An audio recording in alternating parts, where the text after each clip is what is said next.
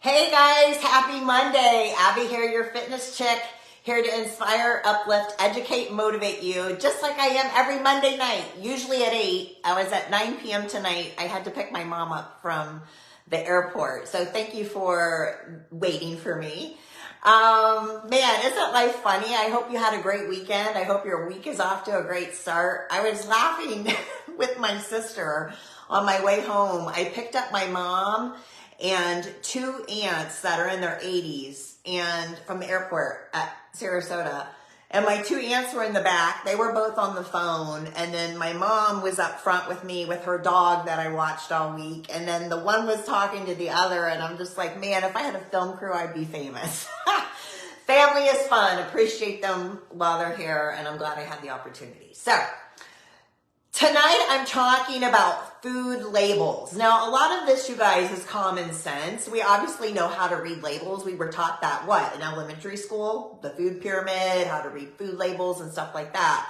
But I think what's happening is, unfortunately, there's a lot of misconceptions going on. The FDA regulates those nutritional labels, and so sometimes we can skirt around some of the actuality of what's in that can, what's in that box. And so you're not exactly even sure what the hell you get when you get home because you didn't take the time to read the labels or you were misled by what the front of the packages say. Obviously, when we go to the grocery store, usually we want to get in, we want to get out, we're in a hurry. And so a lot of people don't pay close attention to those labels. Maybe you got your kids with you, they're being fussy, and you just want to freaking get home and put your pajamas on, right? So the unfortunate part is the FDA allows certain things to be put on food labels that can be misleading to the consumer. So I'm here tonight to point out some of those differences and hopefully educate you on some things you didn't know. So the first thing that I want to make very clear is just because something is inside Whole Foods or inside Trader Joe's or inside Sprouts or wherever you are in the United States, whatever health food store that you frequent, just because it's in that store does not mean it's good for you.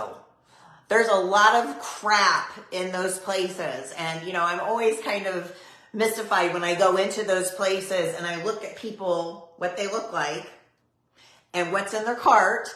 And, it makes me upset because probably some of them are there with good intention of trying to make healthier decisions, but they think they're making good decisions and they're not based on the way that the labels are. Okay. So the goal is not to obsess over everything that we eat. We don't want to be, obsessed with, oh my God, how much carbs, how much sugar, how much fat. But we want to be conscious of what we're putting into our body because we almost put our brain in autopilot mode and just hand to mouth. And before you know it, you have a challenge with your weight, with your health, with your blood pressure, due to sodium high content intake, et cetera, et cetera. So I just want to point out some things to be aware of as you shop next time, okay? So by reading food labels, you're gonna get the ability to assess the nutritional value of a product. So food labels are gonna reveal essential details. Obviously, it's gonna tell us about the ingredients, it's gonna tell us about the macronutrients. Macronutrients, for those of you who are not familiar with that, macronutrients are your main nutrient intake. That's your breakdown of your protein, your carbohydrates, and your fat. Those are considered your macronutrients. Those are your essential things that you need every day. So when you read labels, they're going to tell you that.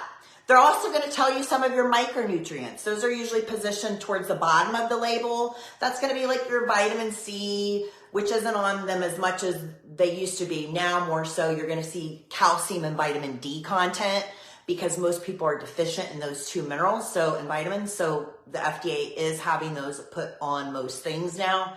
But it allows you to gauge the content of a product. So that's one benefit of when you read a nutritional label. The other is obviously it helps you to manage your dietary restrictions, or allergies. So if you're trying to avoid gluten, we usually say gluten-free on there. If you have allergies to soy or nuts, it's obviously going to tell you that. It's going to tell you if a product has been manufactured in a facility that has touch with those product ingredients so that you can be more aware of what you're putting in your mouth and avoid, obviously, adverse reactions. Always a good thing. The other thing, when you have the ability to read nutritional labels, it's going to allow you to compare. So I did something kind of fun today. I went to the grocery store like I do every day, it seems like. And it was kind of like a field trip for me because I was like, you know what? I know the stuff that I eat every day, the nutritional breakdown, but a lot of the things my clients ask me about, I was like, you know what? I'm going to go through here and do some comparisons, which I'm going to talk about some of those in a minute. But when you read the nutritional labels, you can compare similar products. So for example, if you're in a cereal aisle, okay, you can go and look and go, okay, so if I have issues with heart and I'm looking for heart healthy things, you're going to be looking for stuff that's low cholesterol, low fat, et cetera, et cetera. So you can grab 2 boxes of cereal, put them side by side, look at the breakdown. And what our goal is when we're looking at nutritional label values is that we're trying to find nutrient dense foods. Things that you think are good for you necessarily aren't. So you look at that nutritional breakdown, go, what am I getting from this? How much vitamins am I getting? How much minerals am I getting, et cetera? So the daily value percentages are on there. And just so you know, if anything is less than 5%, that's considered low. So if you are trying to have good heart health and you're looking for low cholesterol, high fiber things, if you have something that's like less than 5% for fat, for example, that's good. If something's more than 20% of the daily value, which they will abbreviate that DV, then that's considered high. So those are some things that you might want to avoid, especially like if you're 20% or more on sugar content, 20% or more of sodium. Those are things you would probably go, okay, that's not so good. Let's go with this one. This one's better for me. So when you have nutritional label reading going on, you can compare similar products and make educated decisions on which one's going to align the best with your nutritional needs. The last benefit that I'm going to discuss real quickly is it'll identify hidden ingredients. So you guys, when you're looking at the back of nutritional labels, you probably already know this, but the ingredients are listed in order of dominance, okay?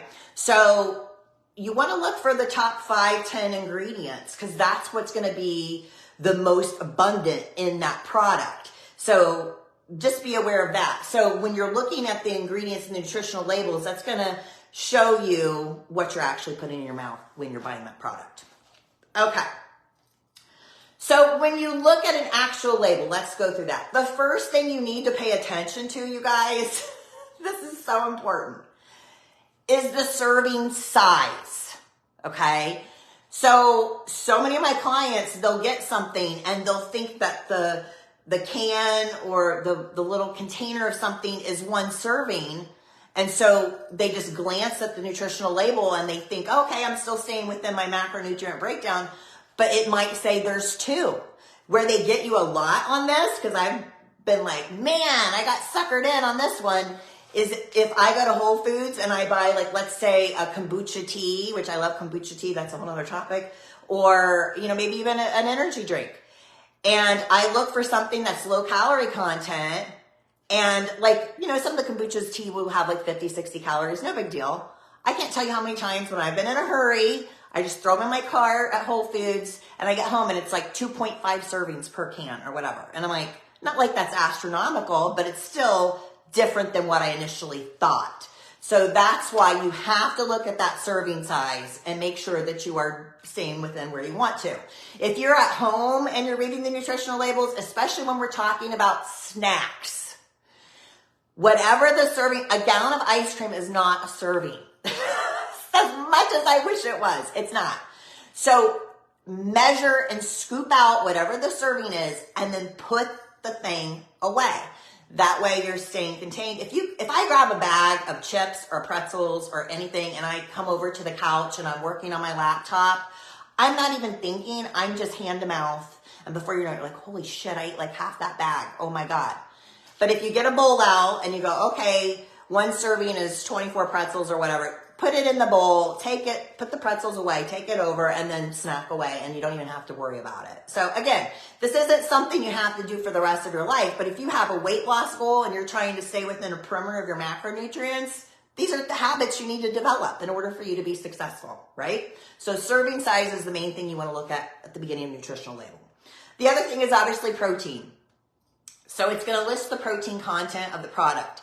If you're on a weight loss journey and if you're trying to also gain muscle mass, which you want to do because that's how you get leaned and toned, you want to aim for about 1 gram of protein per pound of body weight per day as a norm. okay? So there are some exceptions and some wiggle room to that we can go into another time. But so you want to look for something that's giving you a decent amount of protein if you're trying to hit those protein goals. You got to think about, okay, I'm 140 pounds about, so I've got to eat, so many times throughout the day, divide by that amount of times you're going to eat, and that's about the protein goal is per meal, right? So protein. Carbohydrates. Obviously, nutritional value is going to be showed on your carbohydrates. So carbohydrates are also going to show you your fiber. So if you're trying to watch certain amounts of carbohydrate intake, your daily intake, the carbohydrate, you can subtract the fiber off to get the net amount of carbs. So for example, if you have something and it has 24 grams of carb in it, let's say it's a high protein, one of those high protein wraps, but it has 12 grams of fiber, it's essentially about 12 grams of carbohydrate that you can allot and count for. Make sense? Okay. So obviously also in the carbohydrate breakdown, it's going to show you sugars, but the thing you want to look for, because especially when we're talking about fruit juice and stuff like that, fruit juice does have a higher sugar content, but it's not all bad. We want to look for added sugar. That's what we want to avoid, because that's what the manufacturer is adding in addition to the natural sugars that already occur in a product to enhance the flavor. We talked about this last week that unfortunately the FDA is not regulating, or is regulating, is allowing these big, huge manufacturing companies to enrich, to really get creative with how they manufacture the salt to sugar to fat ratio to enhance the taste of the food where it almost becomes addictive. And so that's why you really want to be self-conscious of what amount of sugar is added, because we want to avoid that. Remember, sugar is 8 times more addictive than cocaine. So don't want to get a lot of that in every day. So watch the carbohydrates, the added sugar, okay? Sodium is another thing on your nutritional labels you guys really need to be aware of. The thing is, and I'm going to get to this more when we talk about the front of the box of stuff, but so many times if something is gluten-free or low in sugar, where they trick you and get you is they dump a shitload of sodium in to bring that flavor level back up. So we need to be aware of our sodium level.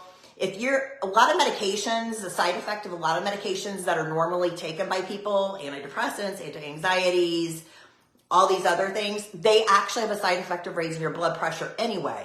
Also, if you're not on a good regimen of nutrition, you're not working out, you're not taking care of your body, and you have genetic predisposition to a high blood pressure, you've got to watch your sodium intake. Okay, so the American Heart Association recommends approximately 2,300 milligrams of sodium per day. That's equivalent to about a teaspoon of salt, you guys. That's not a whole lot. Have you ever looked at the back of a can of soup? There's a reason why you can put a can of soup in your pantry and it's good for like 10 years. Seriously, because it has so much preservatives and so much sodium. So some people think, oh, broccoli soup's good for me. No, it's not. Unless you're making it. If it's canned, it's shit. And there's hardly any nutrition in it. So although the American Heart Association says 2,300 is the recommended daily intake, the Institute of Medicine says, no, let's do 1,500. So they say it's even lower, okay? So watch those sodium levels for sure, especially if you have blood pressure issues or other health conditions. How you can kind of help eliminate that is when you're cooking, use Himalayan salt. That actually has, I think it's like a third less than table salt. It also has a lot more minerals. It has a lot more electrolytes in it. And then also like stuff like Miss Dash, which has no sodium in it. But when you're looking at the back of stuff, make sure you're checking out the sodium content. So let's talk about the front of the package, okay? Because this, again, when you're in a hurry and you're zipping through the grocery store, you're going to buy the front of the box. That's what sells you. The manufacturers get super creative about this. They'll put something that looks really healthy, okay? So I'm going to talk about this. So this has actually become kind of a battleground for public health advocates versus the food manufacturers, because the food manufacturers can highlight, like I just mentioned a few moments ago, on the front of a box that something is gluten-free, but refrain from saying, but hey, we dumped a shitload of sodium and sugar in it.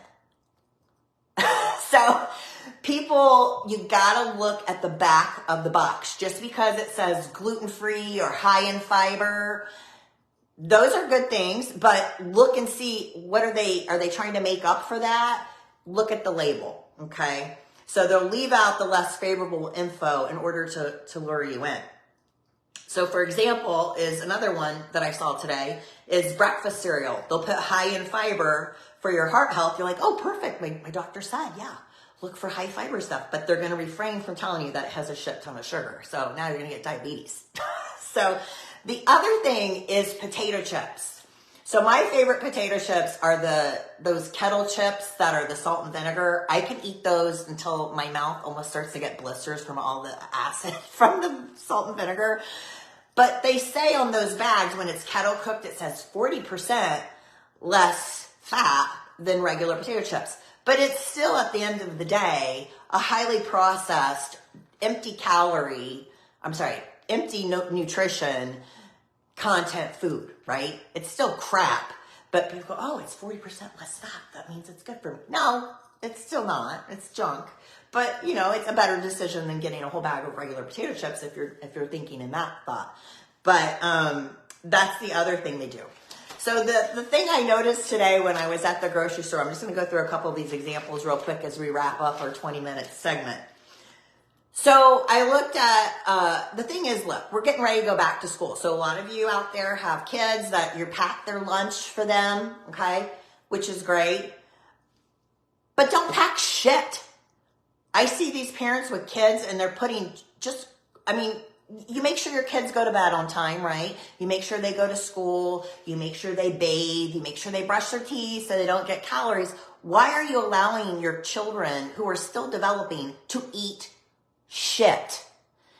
This affects them on so many levels, especially if they have ADHD, ADD. You're setting them up for failure in school when you're giving them crap to eat. So let's be a little more diligent. And it doesn't mean that you have to make everything homemade. I'm realistic. I know we're busy people, but you can make better decisions about what you're sending in your lunchbox. So here's a couple examples of stuff that I looked at. So the one thing that I see a lot people buying are those Nature Valley granola bars. You know, those ones that, like, if you eat them, you have to put a bib with like a bowl to catch it because it like literally disintegrates like before you can get anything in your mouth.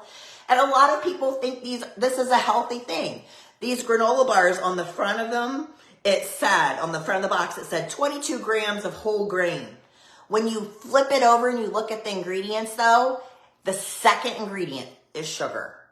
There's not much nutrition to it. So there's better decisions to make, okay? The other thing that I saw was Lucky Charms, right? So a lot of us will feed the kids cereal, right, for breakfast. So the Lucky Charms, on the front, again, it said gluten-free. So, okay, I'm making good decisions for my little one. But the second ingredient is sugar. So you got to pay attention. The one that I really liked is the Oreo Mega Stuff. I can get down with some Oreos. I can do a sleeve, no problem. So I'm sure you guys can too. So I looked at the nutritional label of an Oreo Mega Stuff. So this is the key. This is the beginner part. The serving size, you guys, is 2 cookies. Please. I'm like eating that like as I'm going to the couch, right? So 2 cookies. And in 2 cookies, there's 180 calories, 9 grams of fat, 25 grams of carbohydrate. So I'm like, you know what? I bet on average people eat probably about 10 cookies. So they're probably eating like 5 servings. And when you do that math times 5, eating 10 cookies mindlessly, thinking not one big deal about it, when you do the math, that's equivalent to 900 calories, 45 grams of fat, and 125 grams of carbs, which is essentially the whole amount of carbs I would eat in a day. Holy crap. So take the time. I hope that was helpful for you guys. Take the time to read those labels. It's worth it. Once you start looking at regular foods that you buy, then you'll know which ones are the better decision. And then you'll see your health is improving as you go along. So if you need help on your nutritional program, I would love to help you. If you're curious about what my plans involve, I'm happy to do a complimentary consultation and call with you guys. You can visit my website, www.yourfitnesscheck.com. You can private message me if you have a question. You can also email me, support@yourfitnesscheck.com, with any questions that you have. I'm here to help you guys. And I thank you so much for joining me tonight. And I'll see you here next Monday night at 8 p.m. for Facebook Live. Have a great week, you guys. Make good decisions at the store.